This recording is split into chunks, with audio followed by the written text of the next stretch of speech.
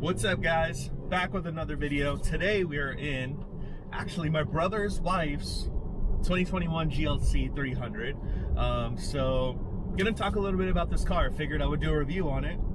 I got it cleaned for her for Mother's Day, so that's coming up right around the corner. But figured I would do a review on it. Why not? This is a car that is very interesting in the sense of the crossover world, the small SUV, quote unquote, crossover world, as you want to call it.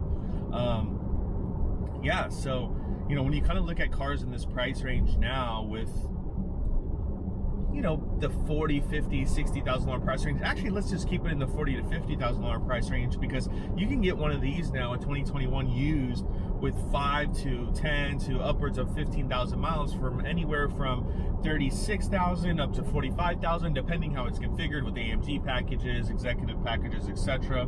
So this one's got the heated seats, doesn't have the cooled seats. The first thing I actually noticed in this car right away when I got in it is the leather feels rich. I put my elbow on the center console and it just felt mushy. Like, it felt really good. And that mushy feeling, what I mean by that mushy feeling is like that, just that kind of rich leather feel. And, you know, the Mercedes has done a really good job with their fit and finish. Obviously, they're one of the best car manufacturers out on the planet, period. This car's quality and finishing is just perfect, right? Like, you know, Mercedes, like I said, just an amazing job. This one is configured with the full panoramic sunroof, which is so nice. It opens up this interior a lot more. So I'm 6 feet tall and I'm very, very comfortable. I haven't fully adjusted my seat of how it should be, but I'm very comfortable being 6 feet tall. And the reason I kind of want to get into the 6 feet tall thing is because I'm going to sit in the back, and I've sat in the back once before. And sitting in the back, you have tons and tons of headroom. Something that a lot of these crossover SUVs, like in the Mazda world, the RAV4 world, you know, you just look at that world of crossover SUVs. There's not many crossover SUVs that you can get in the luxury car space. And what I mean the luxury car space is, you know, the Mercedes, the BMW, the Porsches, etc., because those are a little bit out of range price rise. Because when you go to the next SUV that's similar in comparison, you're looking at new X3s, which you can find in the similar price range. But I just don't think that BMW has I just don't think BMW's interior is up to par with like Mercedes interior, right? Like interior wise, I put Mercedes up there with the Volkswagen group. And what I mean by that is kind of like the Audis and the Porsches, right? Like, I think Audi and Porsche does an amazing job with their interiors, and I think Mercedes is just as good. Honestly, maybe if not better. Mercedes is known for that amazing quality and that amazing finish and that amazing luxury feel, right? Like you go to the S classes of these cars and it's insane. It's like, you know, you're sitting in a car that, you know, feels like a Rolls Royce inside, from all the features and the creature comforts. It's just ridiculous, from the massaging seats to the reclining seats, right? So the GLC300 has this 2-liter engine, 4-cylinder, 2 liters, 255 horsepower, which is a lot of power coming out of this little 4-cylinder, you know, with the little turbo on it. So another thing is about this is that 2 liters, 255 horsepower, 4-cylinder engine, but it's averaging around 22-ish city, 29 highway, depending, of course, on how you drive. But those are the averages across the board. I'm sure, you know, city highway, you're probably somewhere in the middle or on the lower end of that.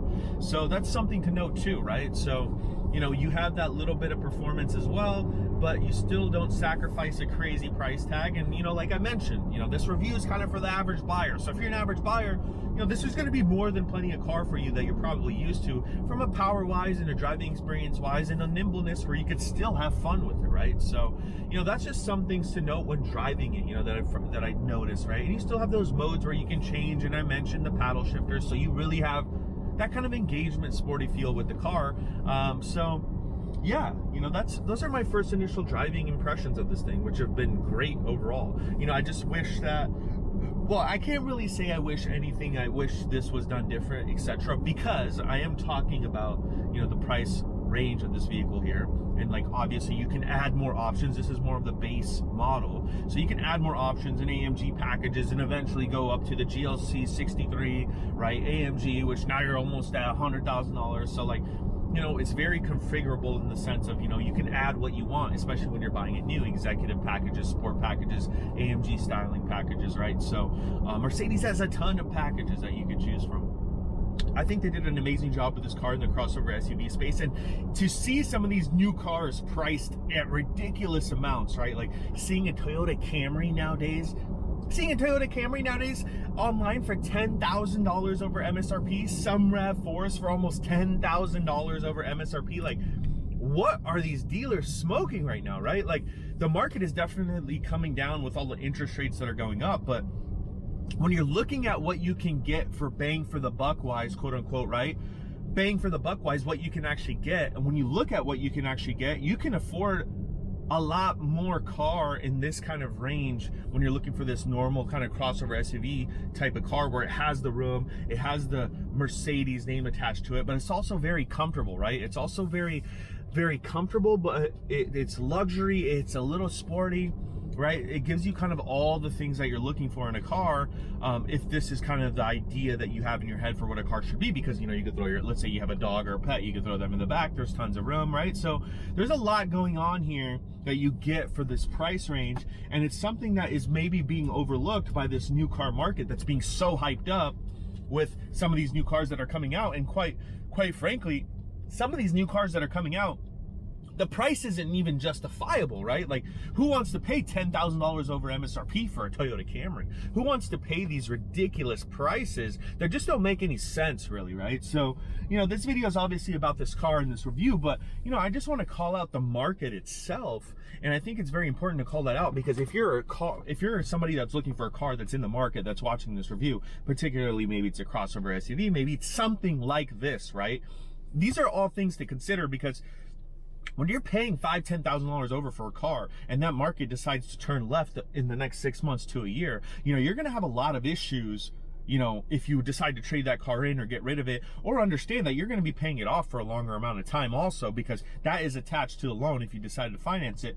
But if you got money to blow and you don't care, which I highly doubt somebody buying an average kind of daily drivable car like a Toyota, like a car in this price range, $35,000 to $45,000, you know, you're probably on some type of budget, right? You're probably understanding and looking at your expenses and finances a lot more to understand what you can or cannot afford, because you probably are on a tighter budget, right? Because this isn't a car where it's $200,000-$300,000 and you can just spend whatever on it and you don't care, right?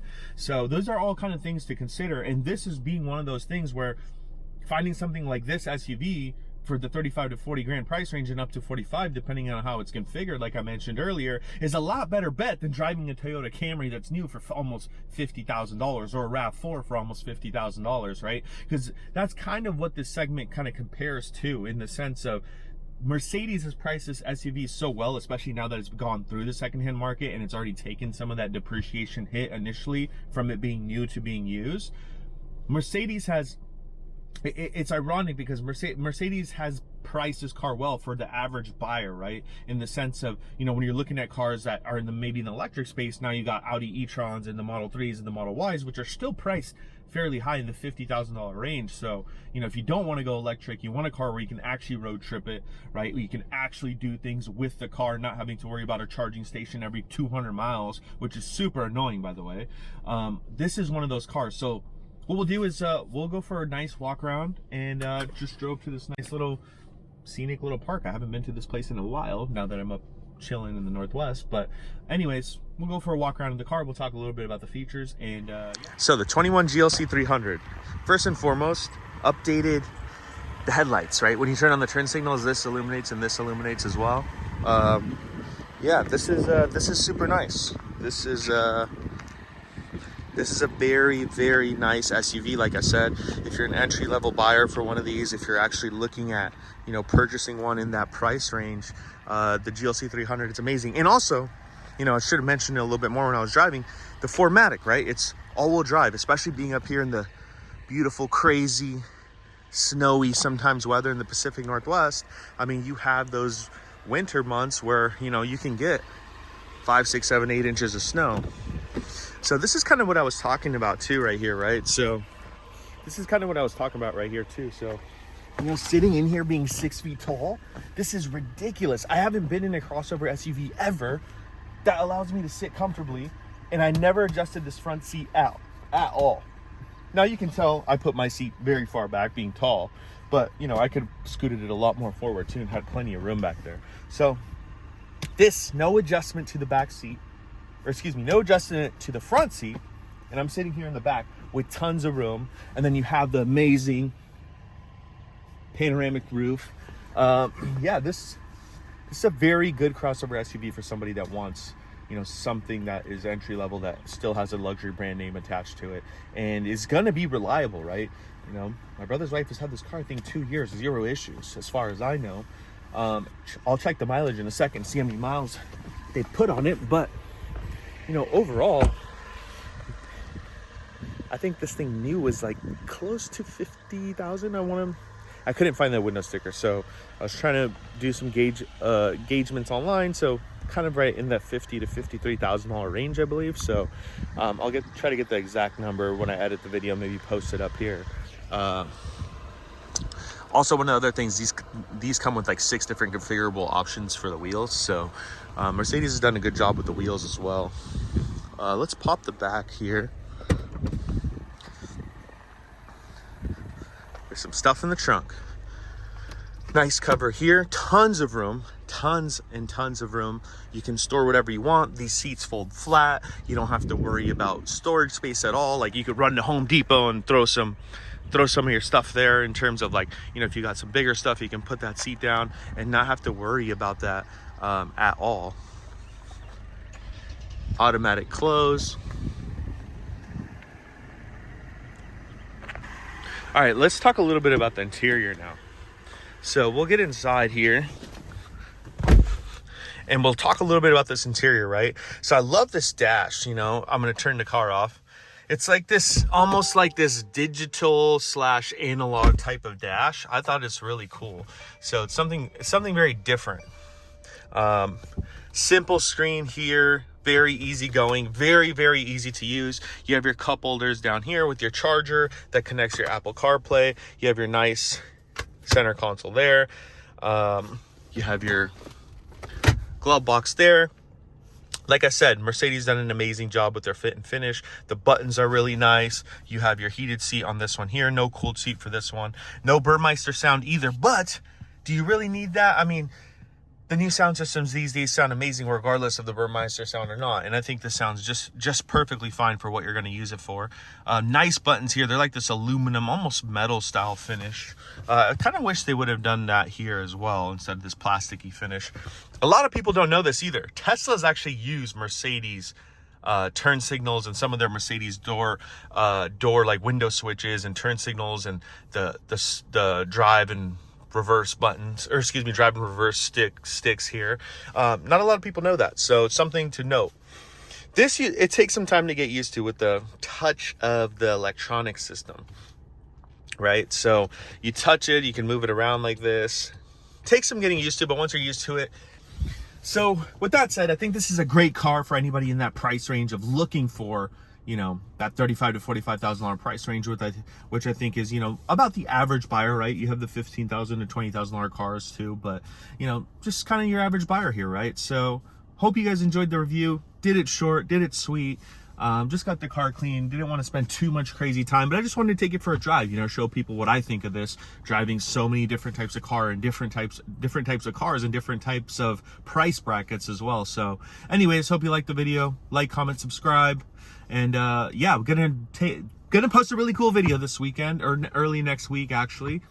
So stay tuned for that one. It's something very different, something about going to the track. So that should be very interesting. But anyways, have a good one. See y'all later.